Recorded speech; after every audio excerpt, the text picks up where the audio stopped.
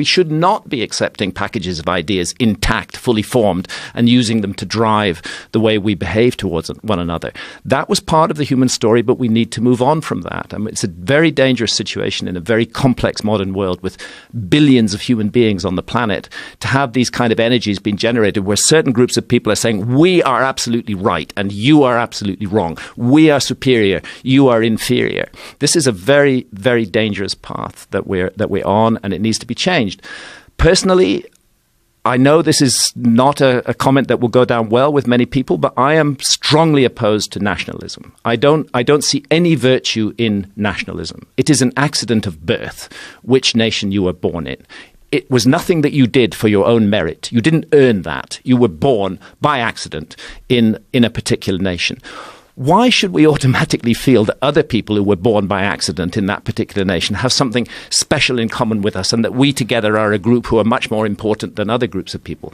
I've been privileged to spend my life traveling around the world, living with communities all over the world. And one thing that really comes across to me strongly, it should be a cliche, and yet it's not, is that we are all one family, that humans are intimately interconnected all around the world, that you can go to the remotest area of the Amazon jungle and find the same hopes, the same fears, the same dreams that we have in industrialized cities shared by the hunter-gatherers in the middle of the Amazon. So our similarities as human beings and what we share in common at the emotional level and at the level of love and at the level of heart are far more important than our differences that are defined by the nation or the political group in which we grew up in. And when I say I'm against nationalism, I need also to make clear that does not mean, and I hope I'm not taken out of context by others who are listening to this, that does not mean I'm in favor of world government. I detest governments. That's another thing we need to grow out of. We don't need governments anymore. If we have them, they should have a very minimal role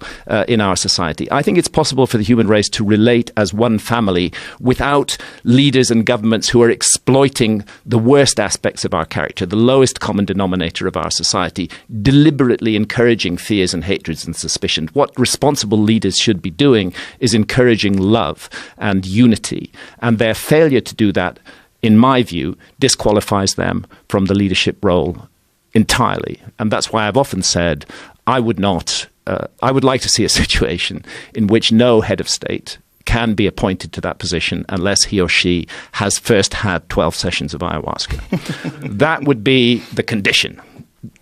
Don't even bother applying for the job if you haven't done this. And we have to be there where you have it. And we want to see that you're drinking every drop. Yes. And we want an experienced shaman present who's really going to guide you through the journey. And I suspect that would be a transformative experience for many of our political class, and that they would start to question why they do what they do, why they exploit fears in order to magnify their own position. They'd start to question that and to wonder about a different destiny for humanity. But that's a dream. I guess it's not going to happen. It's very, very, very well said. And I couldn't agree more. My hope is that what you were saying and what we were discussing earlier about how the internet has sort of eroded our faith in many institutions,